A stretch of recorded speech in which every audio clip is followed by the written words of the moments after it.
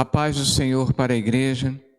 Hoje estamos em mais uma escola bíblica dominical. Estaremos orando para nós iniciarmos. Senhor nosso Deus e Pai, muito obrigado, Senhor, por mais uma vez estarmos aqui, Senhor, para o estudo da Tua Palavra. Que não sejamos meros ouvintes, mas praticantes da Tua Palavra, Senhor. Em nome de Jesus. Amém. Hoje estaremos estudando a lição de número 5, que se baseia no Salmo 46. E a revista então traz como título Celebrando a Segurança do Povo de Deus. Texto áureo. Deus é o nosso refúgio e fortaleza, socorro bem presente na angústia. Salmo 46, versículo 1. Verdade aplicada. A segurança do povo de Deus não está nas circunstâncias, mas em Deus, nosso Senhor, refúgio e fortaleza. Os textos de referência encontram-se em alguns versículos selecionados do Salmo 46, mais especificamente do versículo 1 ao 5 e o versículo de número 11. Deus é o nosso refúgio e fortaleza, socorro bem presente na angústia. Pelo que não temeremos, ainda que a terra se mude, e ainda que os montes se transportem para o meio dos mares, ainda que as águas rujam e se perturbem, ainda que os montes se abalem pela sua braveza. Há um rio cujas correntes alegram a cidade de Deus, o santuário das moradas do Altíssimo. Deus está no meio dela, não será abalada. Deus a ajudará ao romper da manhã. O Senhor dos exércitos está conosco. O Deus de Jacó é o nosso refúgio. Estaremos então estudando o Salmo 46. Durante todo este trimestre, nós estamos estudando o livro dos Salmos. E este salmo, como nós vimos lá na primeira lição, este salmo é um dos salmos descritos como salmos de Sião. Nós temos uma série de salmos que celebram, enaltecem a cidade de Jerusalém. E, consequentemente, como Jerusalém está construída no Monte Sião, esses salmos são descritos como salmos de Sião. Pensa-se que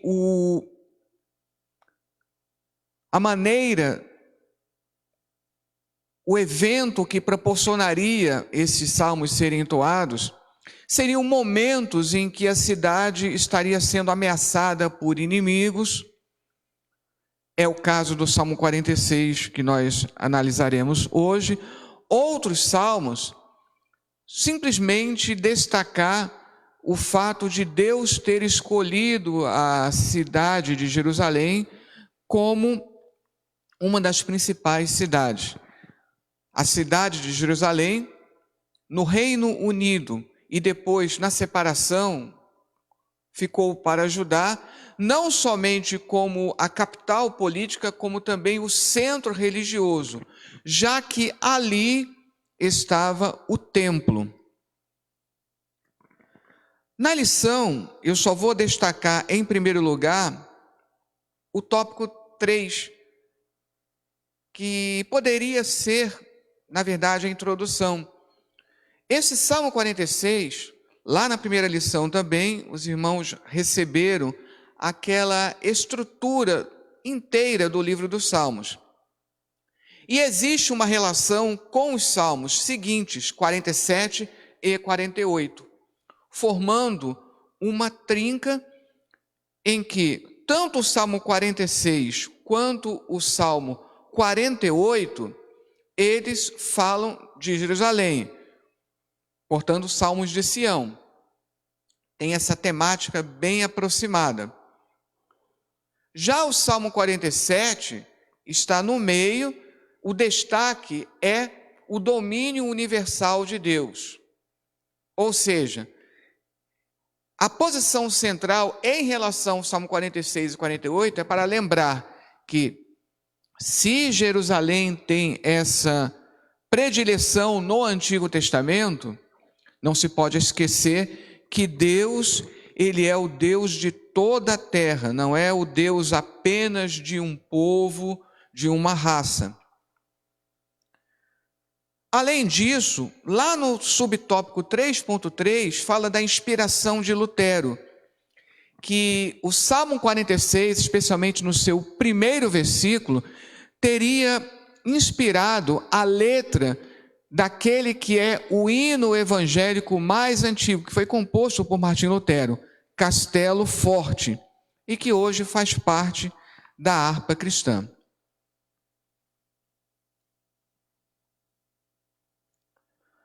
Para auxiliar no acompanhamento do Salmo 46, eu disponibilizei uma análise retórica deste salmo. Eu tenho aproveitado, já que eu tenho estudado muitos salmos dentro dessa perspectiva, eu tenho aproveitado para disponibilizar para os irmãos essa análise retórica, em que você analisa a repetição de termos, repetição de palavras semelhantes, que procuram transmitir uma ideia central, que geralmente está no centro. Não que precise ser exatamente, você vai contar os versículos, o versículo central, ele é realmente a passagem mais importante. O centro, ele pode ser mais um pouquinho à frente, mas nesses salmos que temos analisado, tem concordado mais ou menos numericamente com a parte central realmente. Nesse PDF que eu disponibilizei, os irmãos vão perceber que muitos versículos têm uma numeração entre parênteses. Tem uma numeração e outra entre parênteses. Por que acontece isso? Esse salmo ele tem um título, que em nossas Bíblias é aquele título que aparece destacado sem estar em negrito. Esses títulos são originais desses salmos, porque os títulos em negrito, eles foram postos pelas editoras. Tivemos a oportunidade de explicar isso lá na primeira aula. E na numeração hebraica,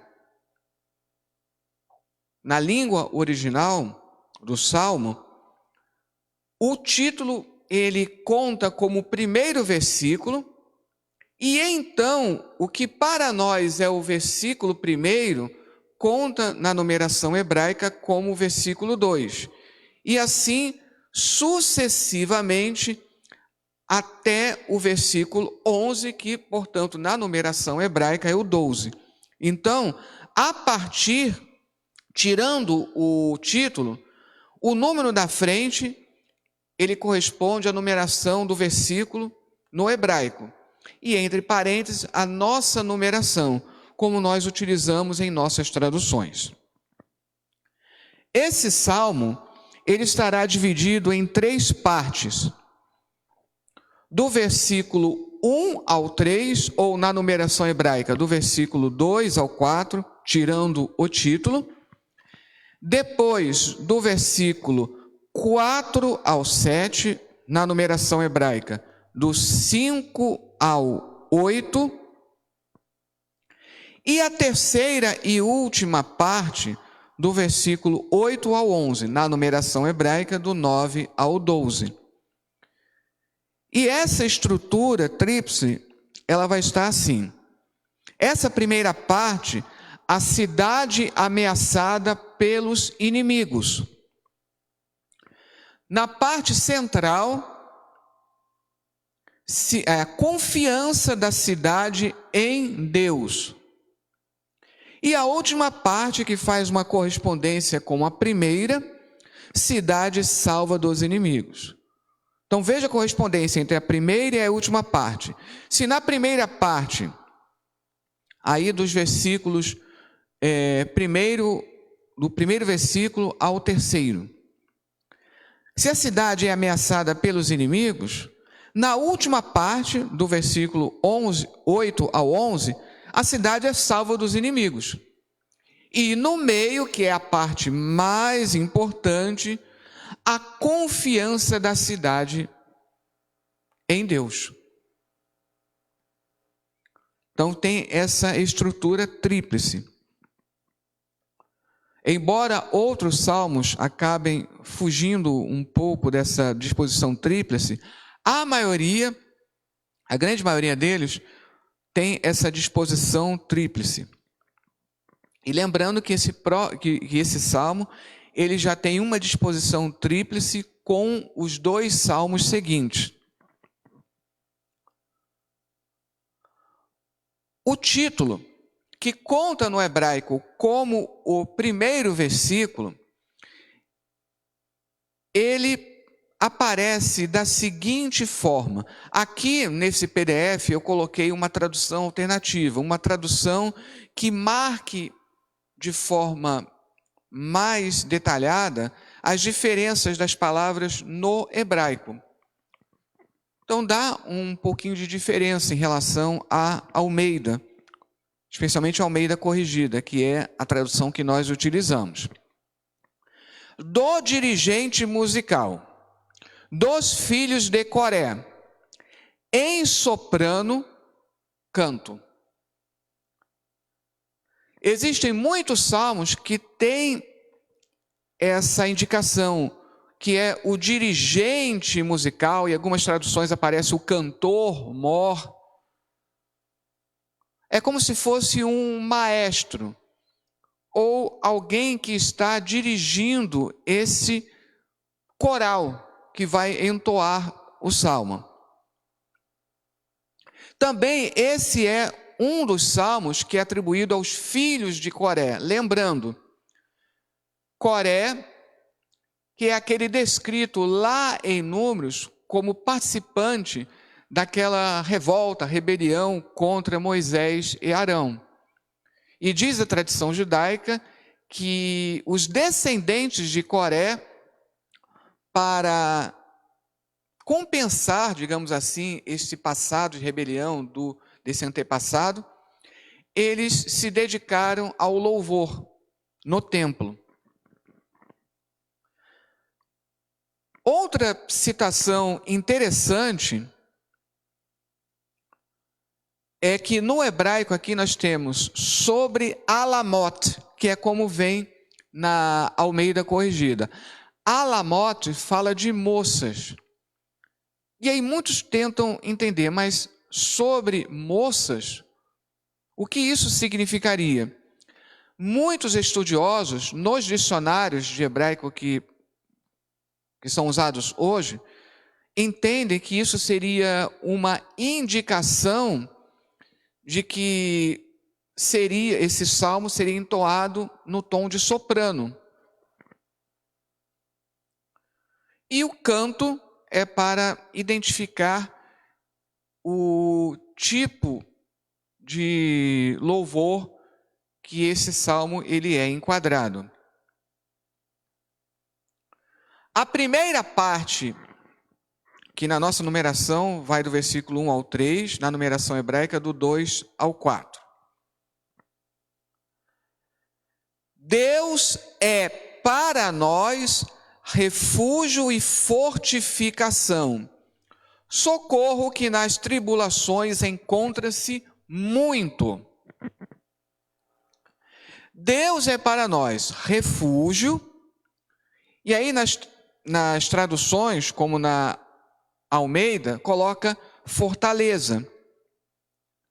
Embora a palavra possa ser descrita também como fortaleza, essa palavra ela é melhor traduzida como fortificação, até para diferenciar no refrão que aparece nos versículos 7 e 11, que aparece outra palavra, não é a mesma palavra, e essa é melhor traduzida como fortaleza. E que na Almeida traduziu-se como refúgio, mas que é uma palavra diferente da utilizada lá no primeiro versículo para refúgio. Essa é melhor traduzida como fortaleza. Aqui, ainda na Almeida corrigida, socorro bem presente na angústia. A palavra aqui, que foi traduzida como bem presente, na verdade, ela é traduzida como muito. E, na verdade, existe outra palavra para muito. Essa palavra aqui, ela enfatiza uma abundância. Então, é um socorro que é encontrado de maneira abundante. E como é encontrado de maneira abundante, ele está bem presente. Por isso a opção da Almeida. Mas é interessante que essa palavra, no hebraico meod, é a mesma palavra que é utilizada lá em Deuteronômio, que foi utilizada por Jesus como o primeiro dos mandamentos. Amarás ao Senhor teu Deus de todo o teu coração, de toda a tua alma, de todo o teu entendimento, com todas as tuas forças. Foi traduzido como força na Almeida, mas ali é a palavra meode. Então você poderia traduzir com todo o teu tudo, com toda a tua plenitude, com todo o teu ser. No versículo 2, por isso não temeremos ao mudar a terra e ao abalarem-se as montanhas no coração dos mares. Ao bramirem, agora no versículo 3, ao bramirem e espumarem suas águas, e estremeçam as montanhas com seu estrondo. Selá. Lembrando que esse selá, falamos lá no início, ele funciona como uma pausa musical. E é interessante que esse selá vai marcar aqui no Salmo justamente os momentos de divisão. O selá aparece justamente ao final de cada uma das três partes, marcando bem essa divisão no Salmo. Vamos entender aqui. Nessa primeira parte, o primeiro versículo ele vai ser destacado por um tracejado, como eu coloquei aí no PDF. E eu coloquei num cinza claro, porque ele vai estar em paralelo com o refrão que vai aparecer depois do versículo 7 e 11. E aí, quando chegar no refrão, vamos mencionar isso. Depois, esta subparte, ou o segundo trecho aí da primeira parte, você tem esse tema em torno de mares, e é a primeira aparição da palavra terra. A palavra terra vai aparecer muito aí durante o Salmo, principalmente na última parte. Os mares sempre estão associados na antiguidade ao perigo. Não à toa, não por acaso, é que as grandes descobertas, as grandes navegações demoraram tanto. Porque o mar sempre foi considerado um desafio, era algo que transmitia medo para os antigos. Na mitologia cananeia, inclusive, Iama, que é traduzido como mar, era um dos deuses temidos. E você vai também na mitologia grega, Poseidon, o deus dos mares, também era um deus muito temido. Mas além de representar esse desafio, esse medo, os mares também estão associados a povos. Então, esses mares que estão aí abalando montanhas, que estão bramindo, espumando, estremecendo as montanhas com seu estrondo, é representação aqui dos povos que estão ameaçando a cidade. Por isso que aqui gira em torno desse tema da cidade se sentindo ameaçada. Deus é para nós refúgio e fortificação, socorro que nas tribulações encontra-se muito. Então está lembrando isso antes de mencionar este perigo. Mas a cidade, ela está em perigo. Jerusalém, assim como muitas cidades importantes da antiguidade, elas sempre estavam ameaçadas, sitiadas, de tal maneira que era necessário que as cidades fossem bem fortificadas, tivessem um muro de proteção e um bom exército. Vem então a parte central, mas antes de ir para a parte central, aqui na revista você tem justamente o primeiro tópico analisando essa primeira parte. Deus é o nosso refúgio, então isso não pode ser esquecido. Deus é para nós, é uma outra maneira de traduzir, Deus é para nós refúgio e fortificação. Subtópico 1.2, Deus é nossa fortaleza, ou como eu coloquei aqui na tradução, nossa fortificação. E no subtópico 1.3, o socorro bem presente na angústia, ou o socorro que nas tribulações encontra-se muito. Essa temática de que o Senhor é a verdadeira fortificação, nós encontramos em muitas passagens. Temos aqui como exemplo Jeremias 5,17.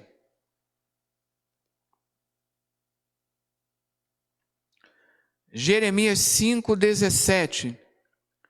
E comerão a tua sega e o teu pão, que haviam de comer teus filhos e tuas filhas, comerão as tuas ovelhas e as tuas vacas, comerão a tua vide e a tua figueira, as tuas cidades fortes em que confiavas, abatê-las-ão a espada. Agora no versículo 18, contudo ainda naqueles dias, diz o Senhor, não farei de vós uma destruição final. Está salientando justamente isso, que a confiança não deve ser na fortificação física da cidade, e sim no Senhor. Nós temos Provérbios 10, 29. Provérbios, capítulo de número 10, no versículo de número 29. O caminho do Senhor é fortaleza para os retos, mas ruína virá aos que praticam a iniquidade. E ainda no livro de Provérbios, capítulo 18, versículo 10. Torre forte é o nome do Senhor, para ela correrá o justo e estará em alto retiro.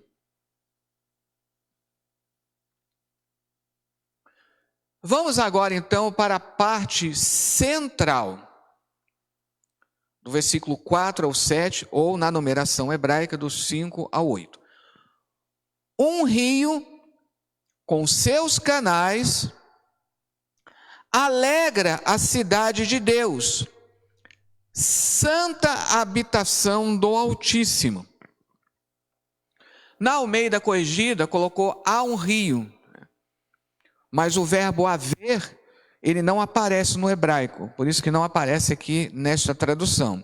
O mais importante é, um rio falou dos mares, então agora fala do rio.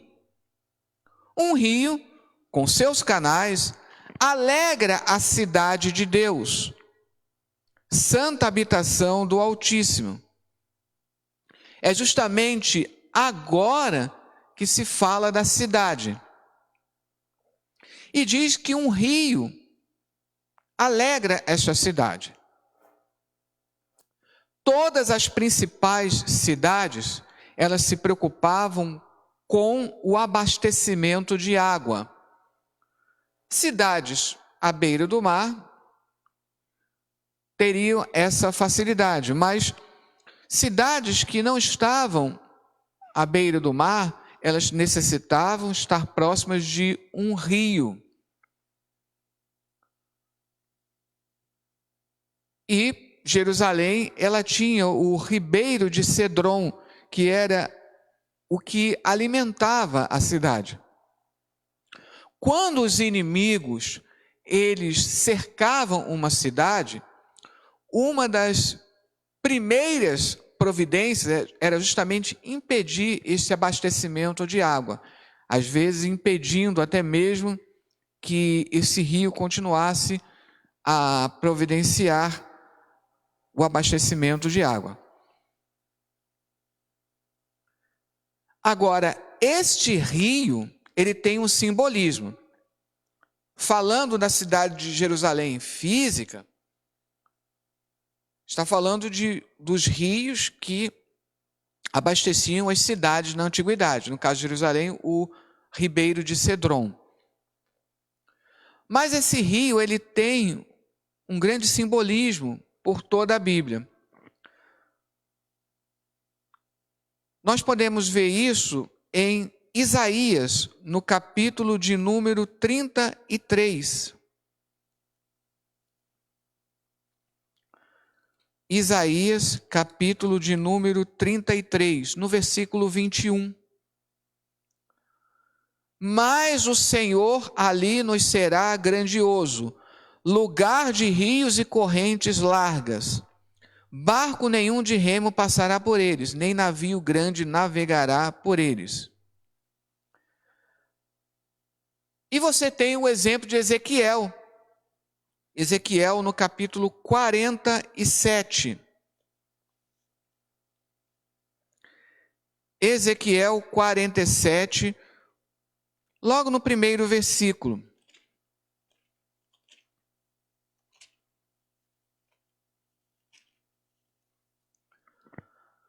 Depois disso, me fez voltar à entrada da casa, e eis que saíam umas águas de debaixo do umbral da casa, para o oriente. Porque a face da casa olhava para o oriente, e as águas vinham debaixo, desde a banda direita da casa, da banda do sul do altar. E aí, até o versículo de número 12, vai fazer essa comparação com o rio, um rio de águas vivas, que ele vai alimentando a cidade. Nós temos o exemplo de Zacarias, um dos últimos profetas menores. Zacarias, lá no último capítulo, capítulo 14, no versículo de número 8. Zacarias 14, versículo 8. Naquele dia também acontecerá que correrão de Jerusalém águas vivas, metade delas para o mar oriental e metade delas até o mar ocidental. No estio e no inverno sucederá isso. Então esse rio representa as águas, essas águas do rio representam a ação de Deus. Lá no Evangelho de João, nós vamos encontrar isso também. Esse simbolismo espiritual. Evangelho de João, no capítulo de número 7.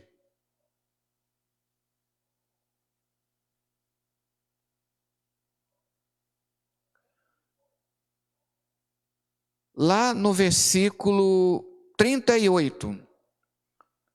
João, Evangelho segundo João, capítulo 7, versículo 38 e 39. Quem crê em mim, como diz a Escritura, rios de água viva correrão do seu ventre. É isso, disse ele, do Espírito que haviam de receber os que nele crescem, porque o Espírito Santo ainda não fora dado, por ainda Jesus não ter sido glorificado. Agora, aqui fala de um rio com seus canais ou através de seus canais. Todos nós que cremos em Jesus como nosso Salvador, somos o canal por onde essas águas do rio fluem para o mundo. Essa é uma simbologia importante. Versículos 5 e 6, agora, manifestará essa confiança que a cidade precisa ter em Deus. Deus está nela. Nela quem? Na cidade. Ela, ou seja, a cidade, não se abalará. A socorrerá Deus ao romper da manhã. Murmuram povos, cambaleiam reinos. Ele, ou seja, o Senhor Deus, ele alteia sua voz, sacode-se a terra. Aqui vai repetindo algumas palavras que você já encontra na primeira. Deus está nela, ela não se abalará. Ou seja, as montanhas são abaladas por causa dos mares. E aqui diz que a socorrerá Deus, ou seja, Deus socorrerá a cidade. E aí lembrando que lá no primeiro versículo fala que Deus é o nosso socorro nas tribulações. Aí no versículo 6, murmuram povos, cambaleiam reinos. Ele alteia a sua voz e sacode-se a terra. Volta de novo a mencionar a terra, que foi mencionado lá no versículo 2. Mesmo que murmurem povos, mesmo os reinos vão cambalear, Deus alteia a sua voz, sacode-se a terra. Deus aqui mostrando que ele estará salvando a cidade. Então isso dá confiança para a cidade. Por isso vem o refrão: Adonai dos exércitos, ou o Senhor dos exércitos, está conosco. Fortaleza para nós é o Deus de Jacó. Então você tem a repetição lá do primeiro versículo. Para nós, Deus, a inclusão aí do nome sagrado, né, do tetragrama sagrado, que nas nossas Bíblias vem traduzido como Senhor, e os judeus colocam como Adonai, e aqui fortaleza, que lembra a fortificação, que é traduzido na Almeida Corrigida como fortaleza lá no primeiro versículo. Alguns comentaristas até estranham. Se esse é um refrão que vai se repetir no versículo 11, por que ele não aparece na primeira parte? Porque, na verdade, você tem esse correspondente lá no primeiro versículo. Por isso que eu destaquei com sombreado e com este cinza mais fraco. Qual é a diferença? Aqui você tem uma certeza muito maior do que foi dada no primeiro versículo. Então, no primeiro versículo, Deus é para nós refúgio e fortificação. É como se algo fosse transmitido, né, de geração em geração. Mas depois vem o perigo descrito, a ameaça, nos versículos 2 e 3. E por isso, na parte central, precisa realçar essa confiança. E por isso, no versículo 7, isso vai ser dito com uma contundência ainda maior. E é interessante que aqui é descrito o Deus de Jacó. Essa descrição de Jacó, ela é bem interessante. Você tem muitas passagens que se falam do Deus de Israel. Israel é o nome do povo. Mas a origem está relacionada a Jacó, que teve o seu nome mudado para Israel. O nome Jacó, em algumas passagens, especialmente lá em Isaías, como o nome Jacó quer dizer enganador, então no livro do profeta Isaías, quando quer, como se diz assim no popular, dar um puxão de orelhas em Israel porque está errando, está pecando, né? Então fala de Jacó. Nos Salmos, Jacó também lembra do período em que ele estava sofrendo, embora como consequência de erros dele, né? Mas o período que ele está se sentindo fragilizado. Antes do encontro no Val de Jaboque. É no Val de Jaboque que ele tem o seu nome mudado, de Jacó para Israel. Israel quer dizer campeão de Deus. É uma das traduções possíveis. Jacó, além de significar enganador, lembra desta fase anterior em que ele estava morando junto com seu tio Labão, sofrendo.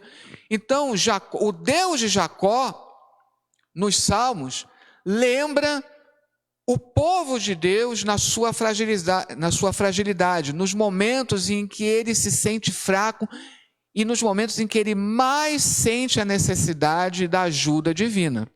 Por isso que aqui no versículo 7 não fala Deus de Israel, e sim Deus de Jacó. É o Deus do seu povo nos momentos em que o povo se encontra fraco, necessitado de ajuda. Então, o Senhor dos Exércitos está conosco, fortaleza para nós é o Deus de Jacó. Aqui também é interessante a inserção desse tema, Senhor dos Exércitos. Essa expressão sempre vai aparecer no Antigo Testamento para salientar que nos momentos de batalha e de luta, Deus, ele é o Senhor dos Exércitos, é aquele que peleja por seu povo. Se nos livros históricos, dentro do contexto histórico, existe aquela conotação de que Deus, como o Senhor dos Exércitos, é o general que vai à frente nas suas batalhas. Nos Salmos, passa a ter essa conotação mais espiritualizada. Lá no Novo Testamento, Paulo vai, sem utilizar a expressão Senhor dos Exércitos, fala sobre isso. Quando ele diz que a nossa luta não é contra a carne e contra o sangue, mas sim contra as hostes espirituais da maldade. Então, Salmos, e principalmente no Novo Testamento, como é dado, por exemplo, em Paulo, você tem essa conotação de, entre aspas, batalha espiritual.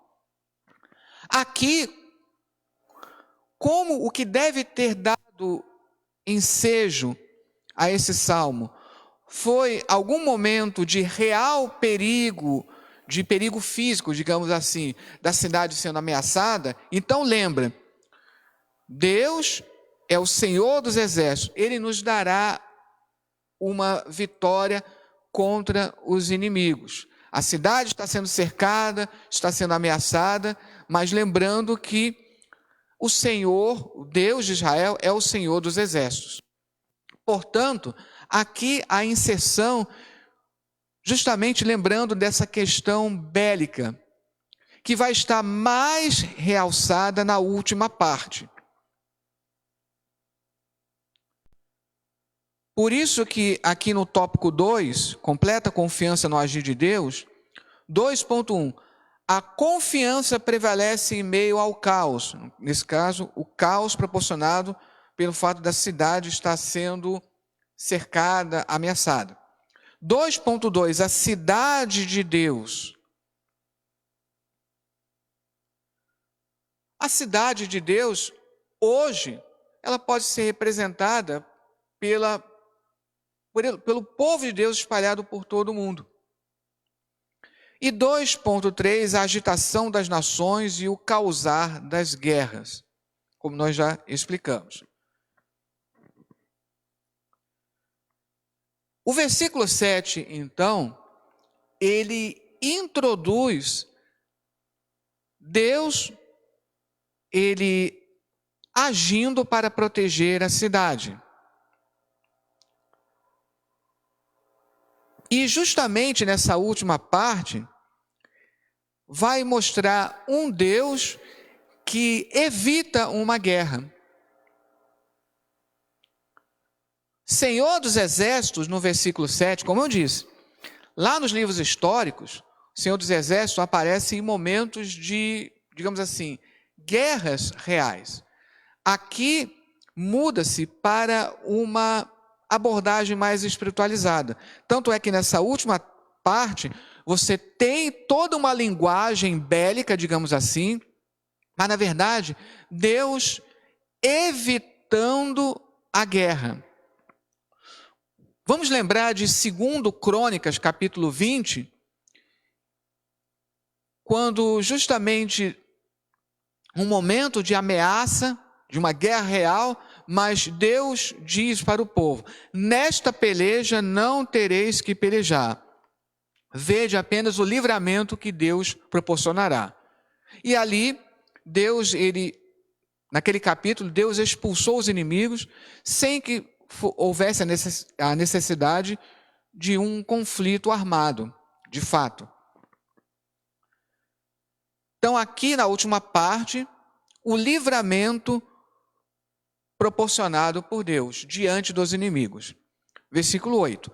Vinde, contemplai as obras do Senhor, as obras de Adonai, as quais pôs por assolações sobre a terra. Assolação é uma palavra técnica que fala de destruição causada pelo inimigo. Aí você pensa, essas assolações, como elas acontecerão? Se fosse numa guerra física, entre aspas, seria através da aniquilação, matando os soldados do exército inimigo.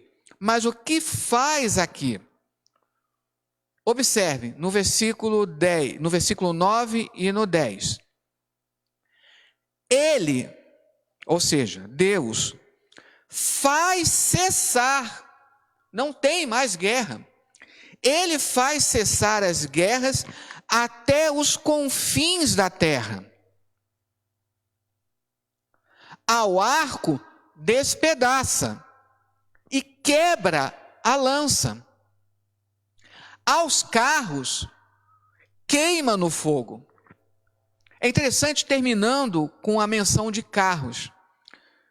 Alguns livros de história pontuam que uma das invenções mais importantes na antiguidade foi o chamado carro de guerra. Que ele era importante, decisivo nas guerras. E aqui diz que a esses carros ele queima no fogo. Vale a pena comparar aqui esse versículo 9 com Isaías capítulo 2. Em outras ocasiões eu já li essa passagem, mas vale a pena rever. Porque pega esse contexto aqui, Isaías no capítulo 2. A partir do primeiro versículo, vai ser até o versículo 5. Visão que teve Isaías, filho de Amós, a respeito de Judá e de Jerusalém.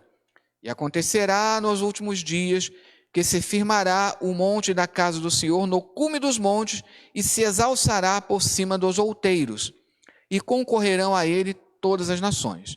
E virão muitos povos e dirão: vinde, subamos ao monte do Senhor, à casa do Deus de Jacó, para que nos ensine o que concerne aos seus caminhos, e andemos nas suas veredas, porque de Sião sairá a lei, e de Jerusalém a palavra do Senhor.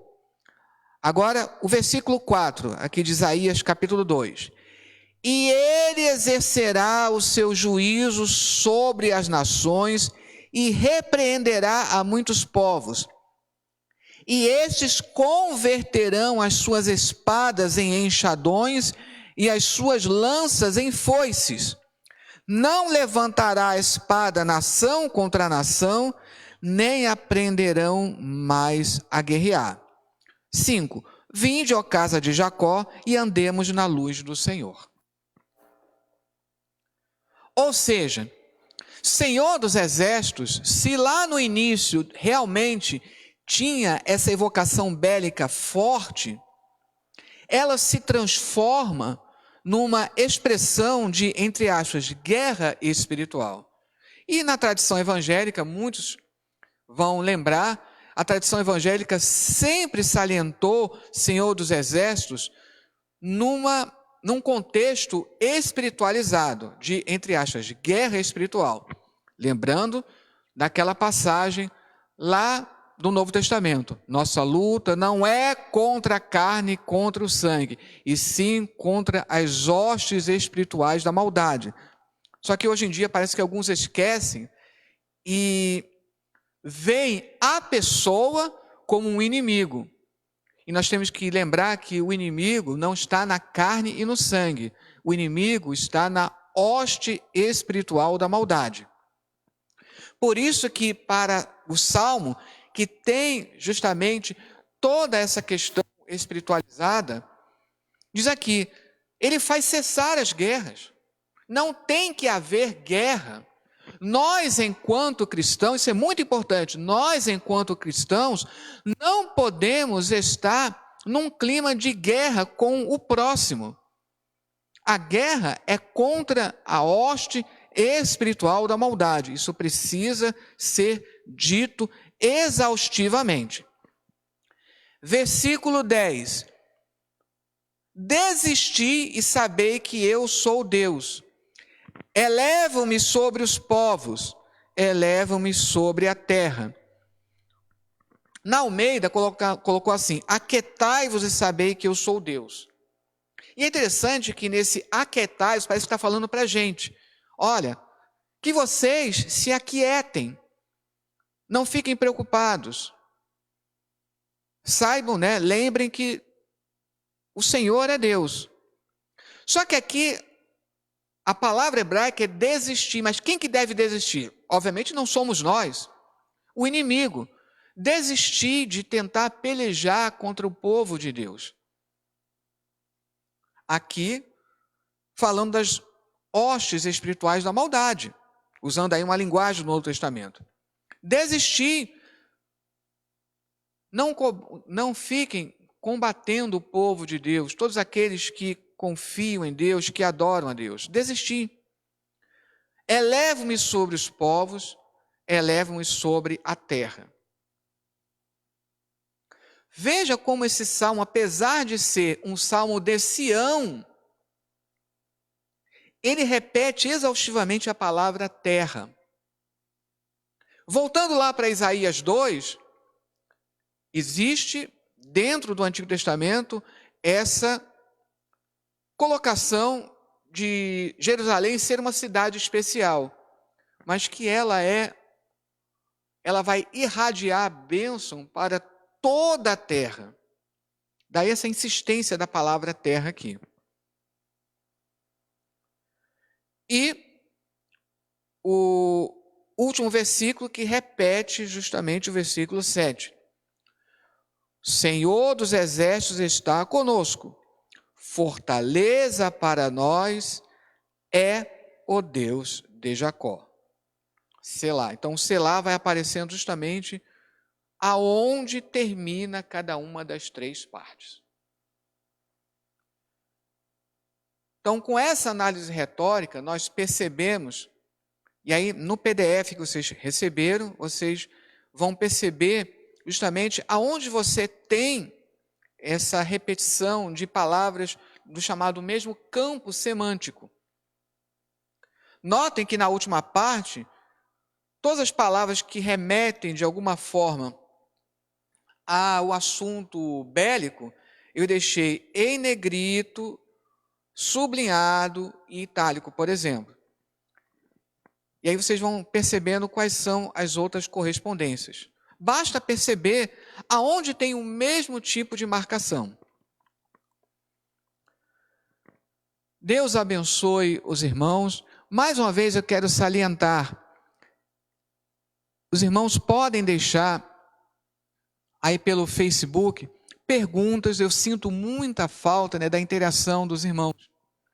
Eu tenho visto até interação de pessoas fora aqui da nossa congregação, mas eu sinto falta dessa interação dos irmãos aqui da igreja. Deixem perguntas e estaremos, na medida do possível, respondendo para ter essa interação. Amém? Estaremos orando então agora para encerrar e que Deus nos abençoe. Senhor, nosso Deus e Pai, queremos te agradecer, Senhor, por mais esta aula. Queremos também, Senhor, novamente reiterar nosso pedido que está sendo feito em todo o planeta Terra, para que a tua mão de poder detenha o avanço desta doença terrível, Senhor, para que almas preciosas, vidas preciosas sejam poupadas, Senhor. Em nome de Jesus, amém. Que o Senhor te abençoe e te guarde.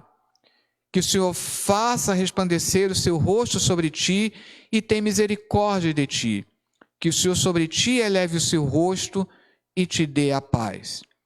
Que a graça de nosso Senhor e Salvador Jesus Cristo, o amor de Deus nosso Pai e as doces consolações do Espírito Santo sejam com todos, agora e para todos sempre. Amém.